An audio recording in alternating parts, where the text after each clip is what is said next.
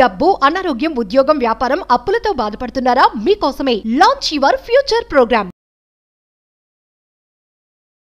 నమస్తే రమగారు. నమస్తే జయ. రమగారు, తిరుమల తిరుపతి దేవస్థానం అడుగడుగున ఒక అద్భుతం కదా రమగారు. ఎంత చెప్పుకున్నా, ఎన్ని మాట్లాడుకున్నా, ఎన్ని గాథలు, ప్రతిదానికి ఒక పురాణం కదా. అయితే విమాన వెంకటేశ్వర స్వామి మనము దర్శనం చేసిన తర్వాత అలా తిరిగి వచ్చేసేటప్పుడు ప్రతి ఒక్కరూ మెట్ల మీదకి ఎగబడిపోతాం. విమాన వెంకటేశ్వర స్వామి అని చెప్పేసి చూస్తూ ఉంటాం. నేను చూస్తాను, అందరం చూస్తాం కదా. దీనికంటే ఒక ప్రత్యేకమైన ఒక కథనం ఉండుంటుంది. అసలు విమాన వెంకటేశ్వర స్వామి ఏంటి? లోపల పెద్ద ఆయన ఉన్నారు, ఈయనకి కూడా అదే వెంకటేశ్వర స్వామి, కాకపోతే విమాన వెంకటేశ్వర స్వామి. దీని వెనకాల ఉన్న కథనం ఏంటి? ఈ ఆనంద నిలయ గోపురం మీద ఈయన ఉన్నాడు. రకరకాల ప్రతిమలు ఉన్నాయి. వాటితో వెంకటేశ్వర స్వామి వారి ప్రతిమ కూడా ఈ నిలబడి ఉన్న స్వరూపమే ఉంది అక్కడ. అవును, సహజంగా ఏర్పడింది. స్వామి లోపల ఉన్నాడన్న ప్రతీకగా బయట ఉండుండొచ్చు. ఇది కూడా సహజమనే. అంటే ఆనంద నిలయ గోపురం తానంతది ఏర్పడింది అంటారు కదా. అవును, ఒకటి దానంతట అది స్వామివారి కోసమే ఆ విమానం వచ్చిందని. పైనున్నది ఆనంద నిలయమే కదా దాని పేరు. దేవాలయం పైభాగంలో ఉన్నటువంటి అది స్వామివారు ఎట్లా తనంతట తను శిలగా మారి మన కోసం నిలబడ్డాడు, అలాగే ఆయన్ని సేవించడానికి వచ్చినటువంటి యక్షగంధర్వ కిన్నరకి పురుష దేవాది బ్రహ్మాది దేవతలందరూ కలిసి ఆ విమానాన్ని ఆయన కోసం ఏర్పరిచారు. ఆ విమానంలోనే అది ఉన్నది, ఈ ప్రతిమా విశేషం ఉన్నది. అయితే ముందు కాలంలో దీని మీద శ్రద్ధ ఉందో లేదో, అంటే తొండమాన చక్రవర్తి కట్టించాడు ఈ దేవాలయం అని కదా. అవును, బహుశా ఆయన ఏర్పరిచినప్పుడు కూడా జరుగుండొచ్చు. సహజంగా స్వయంభువుగా వచ్చిందైనా అయి ఉండాలి, లేదా తొండమాన చక్రవర్తి స్వామితో స్వయంగా మాట్లాడేవాడు కదా. ఈ లోపల దేవాలయంలో ఉన్నటువంటి మహాద్భుత ప్రతిమా విశేషాన్ని ధ్రువబేరం లాంటి స్వరూపాన్ని ఇక్కడ వెలయించి ఉండవచ్చు. అయితే వ్యాసరాయల వారి కాలంలో, ఈ వ్యాసరాయలు ఎవరు? వ్యాసరాయలు అనగానే, రాయలు అనగానే మనం శ్రీకృష్ణదేవరాయలు విజయనగర సామ్రాజ్యానికి వెళ్తాం. ఈ విజయనగర సామ్రాజ్యంలో కృష్ణదేవరాయల వారి తండ్రి గారు అయి ఉండొచ్చు. ముందు తరాల్లో సాళ్వ నరసింహరాయలు. ఈ నరసింహరాయల గారికి, రాయల వారికి ఒక కుహు అని ఒక గండం ఏర్పడిందట. కొంత సమయం పాటు ఆయనకి గండం ఉంది. ఆ గండ కాలంలో ఆయన రాజుగా ఉండకూడదని తమకి ఆస్థాన వాళ్ళకి అంటే గురువులైనటువంటి వ్యాసతీర్థుల వారిని తాత్కాలికంగా రాజుగా చేశారు. చాలా కొన్ని గడియల పాటేట. ఆయన పేరు వ్యాసతీర్థులు. అంటే సింహాసనం మీద ఆసక్తి లేని ఒక మహానుభావుడిని కాసేపు ఎవరినైనా రాజుగా చేస్తే వాడిని కింగ్ని అయిపోతానని అండు, అంతే కదా. అందుకని గురువుని తీసుకెళ్ళి రాజుని చేశారు. ఆయనకి అప్పటి నుంచి తర్వాత ఆయన తను దిగి రాజుగారిని మళ్ళీ ఎక్కించారు. ఆ కాసేపు రాజు అయినటువంటి వ్యాసతీర్థుల వారిని వ్యాసరాయల వారు అనేవారు. ఈ వ్యాసరాయలు బ్రహ్మాండమైన వ్యక్తి, చాలా అద్భుతమైన చరిత్ర కలిగిన వారు. అయితే ఆయన ఆంజనేయోపాసకులు. ఆంజనేయ స్వామి ఆయన పిలిస్తే పలికేవారు. దాదాపుగా ఆంధ్ర కర్ణాటక ప్రాంతాల్లో 600కి పైగా దేవాలయాలు, ఆంజనేయ స్వామి దేవాలయాలు రాజుగారి గండం దాటించినందుకు కట్టించారు. దానికి ఆంజనేయ స్వామి దేవాలయాలు ప్రతిష్ఠ చేయాలని పెట్టుకుని, మనం కసాపురం, నేమకల్లు, మురడి 3 గుళ్ళకి వెళ్ళాన దేవాలయాలు నేను చెప్పే కదా. వ్యాసరాయలు ప్రతిష్టలేదు. కర్ణాటకలో మొత్తం ఎన్ని చోట్ల ఉన్నాయో, ఇంకా ఆంధ్రలో కూడా కొన్ని దేవాలయాలు వ్యాసరాయల వారు ప్రతిష్ఠించినవి ఉన్నాయని ఇటీవల 2 ముగ్గురు చెప్పారు కూడా నాకు. ఆ వ్యాసరాయల వారు ఈ తిరుమల తిరుపతి దేవస్థానంలో కొద్ది రోజులు అర్చకత్వ శాఖని సంభాళించారు. కొంతకాలం 12 సంవత్సరాలట. అప్పుడు ఎందుకు వచ్చింది? వైఖాన సాగమాన్ని ముందుకు తీసుకెళ్లేటువంటి అర్చకాల పరంపరలో పెద్దవారు గతించారు.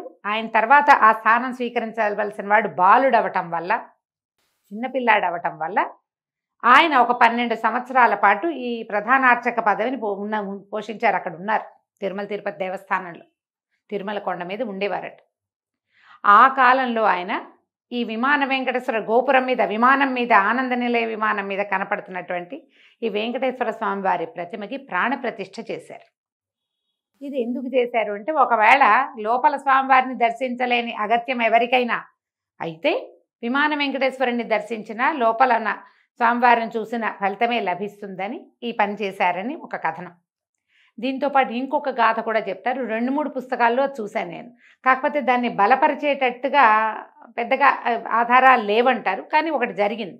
ఆ కాలంలో ఉన్న అర్చకులలో ఒకరు స్వామివారి ఆభరణాలు ధరించారట.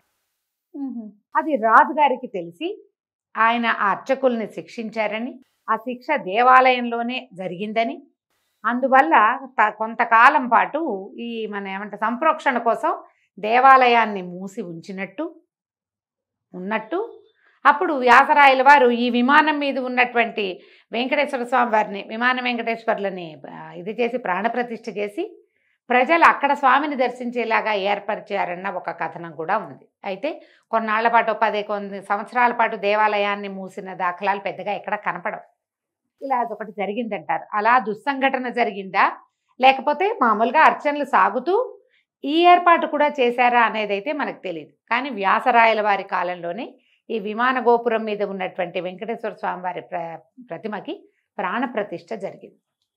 ప్రాణప్రతిష్ఠ జరిగితే అప్పటి నుంచి ఆయన్ని కూడా సేవిస్తున్నారు. ఎట్లా చేశారు, ఎక్కడైతే స్వామివారు మనకి ఎప్పుడు కనపడతారు, దర్శనంలో నుంచి మనం బయటకు వచ్చి ఇట్లా పూర్తిగా ప్రదక్షిణంగా తిరిగి అటు తిరిగాక హుండీ కంటే ముందు ఉత్తరపు తలుపుల వైపున ఆ గట్లు మెట్లు గనక ఎక్కితే మనకు కనపడతారు. కింద నుంచి కనపడరు, వెనక నుంచి పక్క నుంచి ఎక్కడి నుంచి కనపడరు.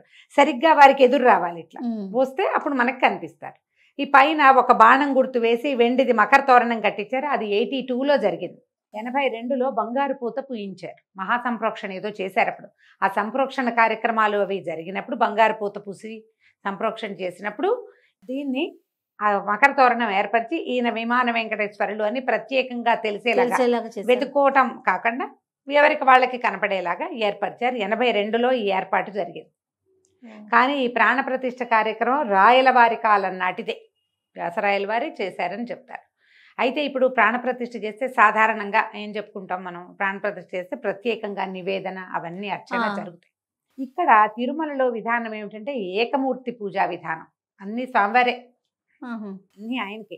లోపల చాలా ప్రతిమ విశేషాలని మనం కొన్ని కథలు చెప్పుకున్నాం కదా.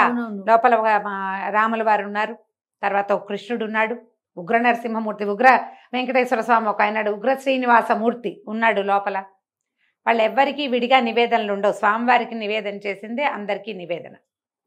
ఈయన కూడా విమాన వెంకటేశ్వర స్వరూపంలో ఉన్న స్వామివారికి కూడా లోపల స్వామివారికి నివేదననే వీరికి కూడా చూపిస్తారు. అక్కడ తిరుమలలో ఎలా చేస్తారంటే మొట్టమొదట తిరుమలలో కొండ మీద వెంకటేశ్వర స్వామి వారికి ఆశ్రయం ఇచ్చిన వరాహ స్వామి వారికి మాత్రమే ప్రత్యేక నివేదన. తొలి దర్శనం వారిది కదా.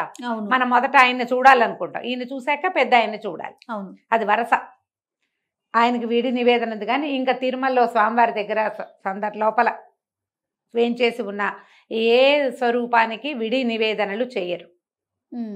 స్వామివారిదే అందరికీను అన్నమాట. అయితే ఈ ఎదురుకుండా విమాన వెంకటేశ్వర స్వామి ఎదురుకుండా గట్టు ఉంది కదా, వేదపారాయణ చేస్తారు. అక్కడ వేదపారాయణలు చేయటము, కొన్ని సాంప్రదాయాలని పాటించే వాళ్ళు ఖచ్చితంగా అక్కడ వచ్చి కూర్చుని ముందు ఈయనకి నివేదిస్తేనే అది లోపలికి చేరుతుందని అక్కడ వేదపారాయణదారులే ఉంటారు ఆ గట్టు మీద. పొద్దున్నే సమయం ఉంటుంది కదా పారాయణ సమయం, అప్పుడు అక్కడ కూర్చునే పారాయణ చేస్తారు. ఇప్పుడు మనం ఇలా తిరిగి వెళ్ళినప్పుడు ప్రాణప్రతిష్ఠ చేయబడిన స్వామి ఉన్నప్పుడు వారిని చూడాలి, మనం తిరిగి వెళ్ళిపోకూడదు. ఇక్కడ ప్రత్యేకంగా ఇలా ఉన్నది కాబట్టి ఒక మాట వారిని కూడా దర్శనం చేసుకుని, లోపల నరసింహస్వామి కూడా ఉంటారు కదా, మనం ముందుకు వచ్చేసరికల్లా మండపంలాగా కదా, అక్కడి నుంచి సుగంధపు అర అవన్నీ కనిపిస్తాయి. ఇవన్నీ దర్శనం చేసుకుంటూ బయటికి రావాలి మనం. విమాన వెంకటేశ్వర స్వామి వారిది ప్రత్యేకంగా చూడవలసిన దర్శనంగా భావించి చూడాలి. ఒకవేళ మనం లోపలికి వెళ్ళాం, సమయం లేదు, కుదరలేదు, దర్శనం లభించలేదు, ఒకవేళ ఆ సమయానికి మనమే కొంతమంది లోపలికి వెళ్తారా, ఇలా కళ్ళు మూసుకుంటారు, దర్శనం లభించదు, ఈ లోపల కదలండి నడవండి అంటారు. జనం ఒత్తిడి, తోపుడు ఎక్కువగా ఉంటుంది, జనం ఉంటారు కదా, అప్పుడు ఏదో అసంతృప్తి ఉంటుంది, మనం బాగా చూడలేదు. ఆ అసంతృప్తి విమాన వెంకటేశ్వర స్వామి దర్శనంతో తొలగిపోతుంది. దర్శన ఫలితం పూర్తిగా లభిస్తుంది. కాబట్టి వారిని ప్రత్యేకంగా దర్శించుకుని ఒక నమస్కారం చేసుకుంటే సరిపోతుంది. నమస్తే. నమస్తే.